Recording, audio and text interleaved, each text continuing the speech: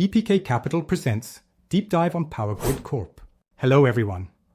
Welcome to EPK Capital's Deep Dive video. I am your host, Alan. In this series, we analyze one company each day based on the security analysis by Benjamin Graham. Today, we are going to talk about Power Grid Corp. Before proceeding, it is important to state that this report is for educational and informational purposes only. It does not constitute financial advice, and it is not a recommendation to buy or sell any stock. All investment decisions should be made after conducting thorough personal research. Power Grid is a Maharatna Central Public Sector Undertaking, CPSU, and India's largest electric power transmission company. To put its scale into perspective, it is responsible for transmitting about 50% of the total power generated in the entire country. This makes it one of the most strategically important companies for India's economic stability and growth. But is this giant a good investment? In this deep dive, we're going to put Power Grid under the microscope. We'll dissect its business model, scrutinize a decade of its financial health, analyze its stock chart, run it through a classic valuation test, and weigh the crucial pros and cons. Our goal is to give you a clear, unbiased, 360-degree view so you can make your own informed decisions. Let's get started. The company and its promoters. How Power Grid makes money. To understand Power Grid, it is best to think of it as the owner of a vast nationwide network of electricity highways. Power generating companies, like thermal or solar plants, are the factories producing the electricity. Distribution companies are the local retailers that deliver it to homes and businesses. Power Grid owns and operates the critical infrastructure, the high voltage transmission lines that connect the factories to the retailers. The toll road business model. For using these electrical highways, generating companies pay Power Grid a toll, officially known as a transmission tariff. This is the core of its business model. Crucially, this tariff is not determined by market demand and supply.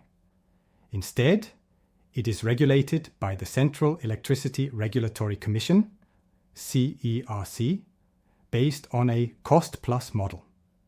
This model allows Power Grid to recover its costs and earn a predetermined fixed return on the capital it invests in its assets. This structure provides the company with highly stable, predictable, and low-risk revenue streams, largely insulated from economic cycles. This regulated model is both the company's greatest strength and its primary limitation. It creates a formidable competitive moat, as the combination of immense scale, regulatory backing, and guaranteed returns is nearly impossible for a private entity to replicate. However, this same regulation puts a cap on profitability. The company cannot charge market-driven prices, which inherently limits its organic earnings growth potential. Consequently, the primary way for Power Grid to grow its earnings is to continuously expand its asset base by investing in new transmission projects. This fundamental characteristic directly explains the company's high capital expenditure and significant debt levels, which are necessary components of its growth strategy. History and milestones. Power Grid was incorporated on October 23, 1989, originally as the National Power Transmission Corporation Limited.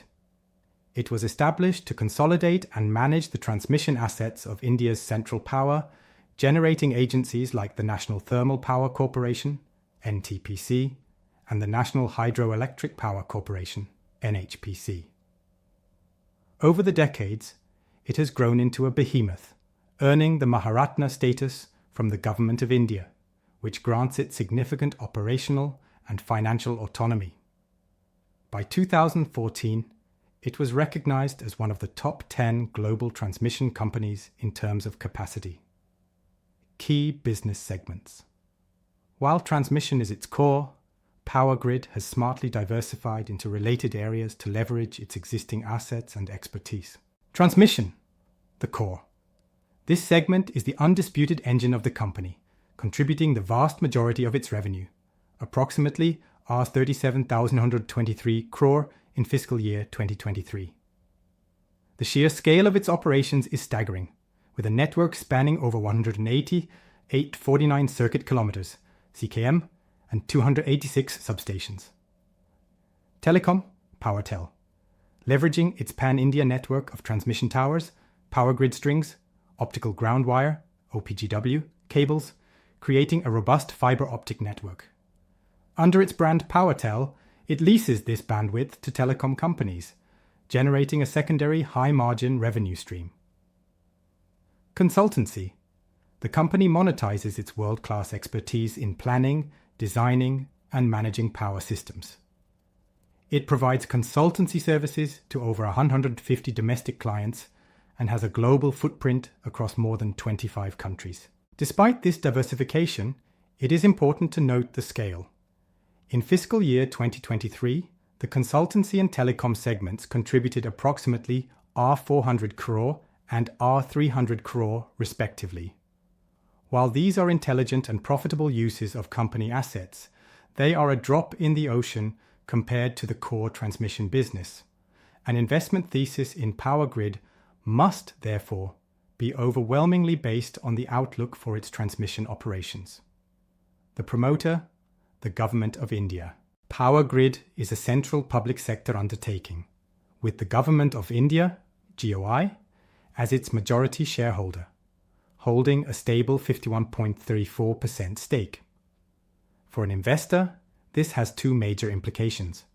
On one hand, it provides immense stability and implicit sovereign guarantee on its debt, and aligns the company's objectives with national strategic interests, such as the green energy transition.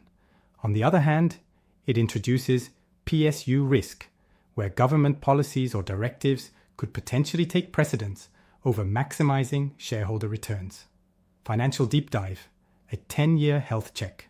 While a full 10-year analysis is possible by reviewing past annual reports, 7.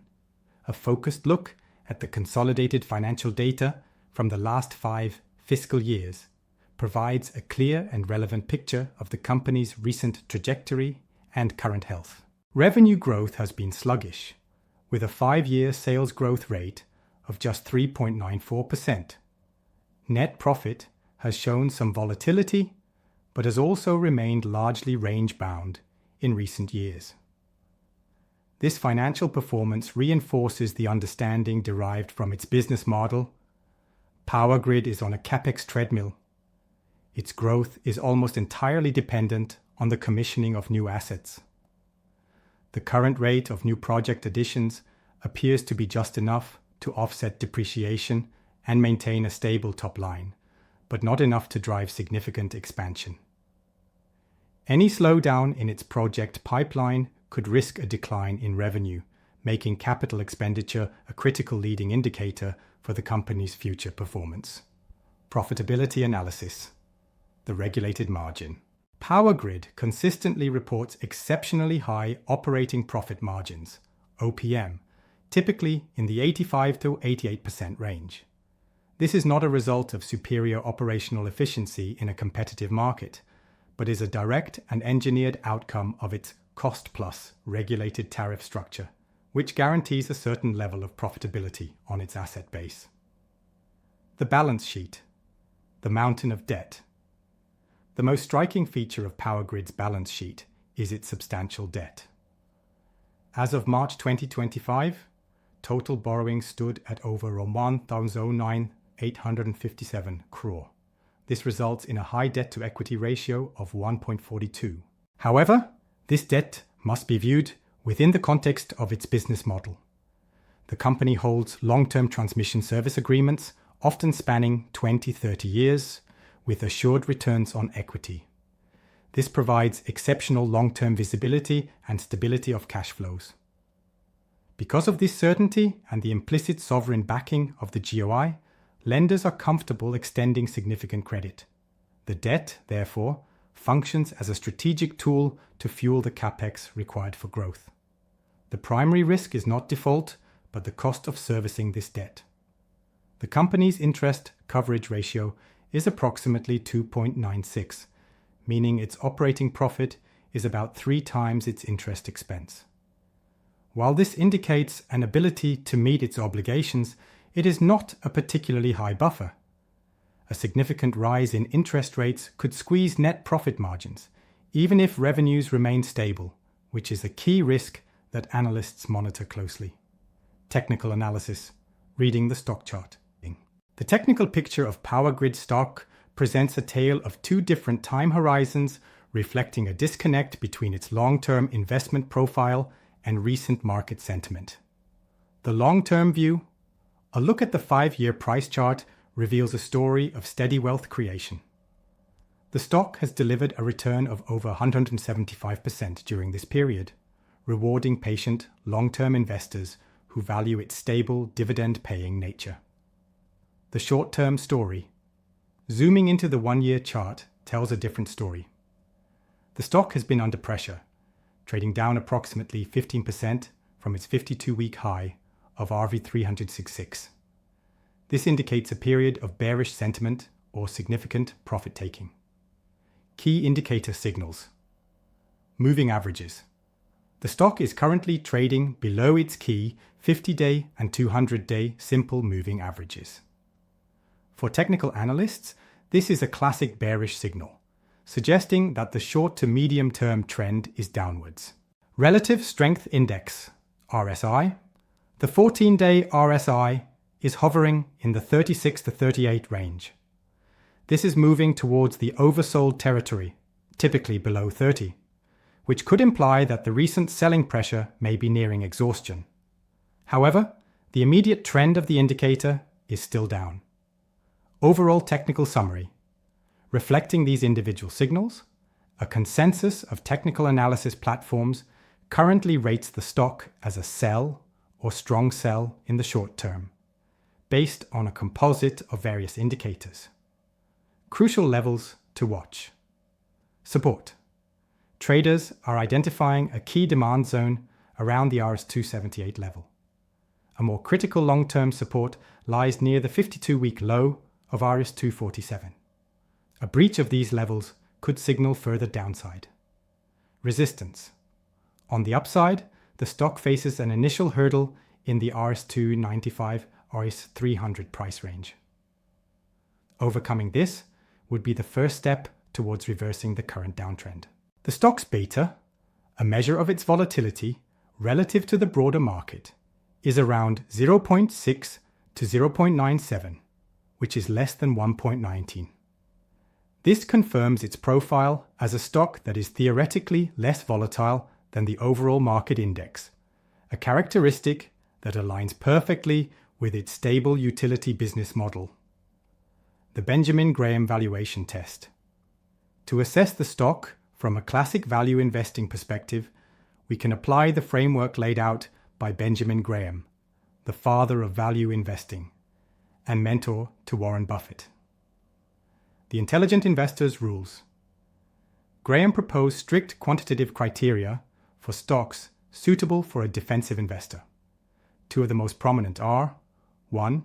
A price to earnings PE ratio of less than 15. 2.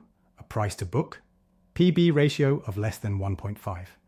Power Grid's current PE ratio is approximately 17, and its PB ratio is around 2.85. On this initial screening, the stock does not meet Graham's stringent criteria. Calculating the Graham number. Graham provided a formula to calculate the intrinsic value of a stock, now famously known as the Graham number. The formula is Graham number 22.5 x book value per share. Using the latest available data, where the trailing 12 months earnings per share, EPS, is ROS 16.59, and the book value per share, BVPS, is ROS 99.61, the verdict and its context. The calculated Graham number is approximately R193. With the stock currently trading near R283.19, this methodology suggests that Power Grid is significantly overvalued. However, It is crucial to understand the limitations of this formula. The Graham number was designed for traditional industrial companies and relies heavily on tangible book value as a measure of safety. It can systematically undervalue businesses with unique economic characteristics. In Power Grid's case, its assets, the book value, are legally entitled to earn a specific, guaranteed return. The market recognizes this future earning power and assigns a premium to its book value, resulting in a PB ratio well above Graham's 1.5x limit. Therefore, the very regulated mode that makes Power Grid a strong business is what causes it to fail this specific valuation test. The formula does not account for the quality and guaranteed earning power of the assets, only their accounting value. The bull versus bear debate. Pros and cons. The analysis so far paints a complex picture. To clarify the investment thesis, it is useful to summarize the arguments for and against investing in Power Grid. The bull case, pros: 1. Strategic monopoly and economic moat. Power Grid operates as a virtual monopoly in India's interstate power transmission sector. Its vast integrated network is indispensable to the nation's economy, creating an almost insurmountable barrier to entry for any potential competitor. 2. Regulated, stable revenue streams. The cost-plus tariff model ensures highly predictable, low-risk, and stable cash flows. This gives the company bond-like characteristics, providing a defensive quality to its earnings. 3. Attractive and consistent. Dividend. Yield.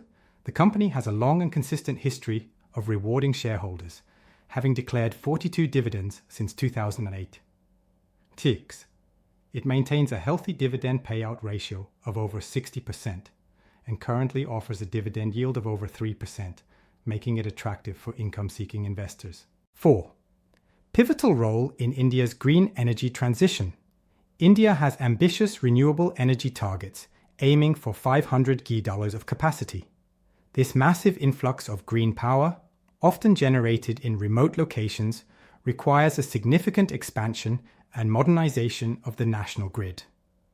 Power Grid is the central player tasked with building this critical infrastructure, which provides a long and visible growth runway for capital expenditure. The bear case. Cons. 1. The mountain of debt. The company's high leverage, with a debt-to-equity ratio of 1.42, remains a persistent risk.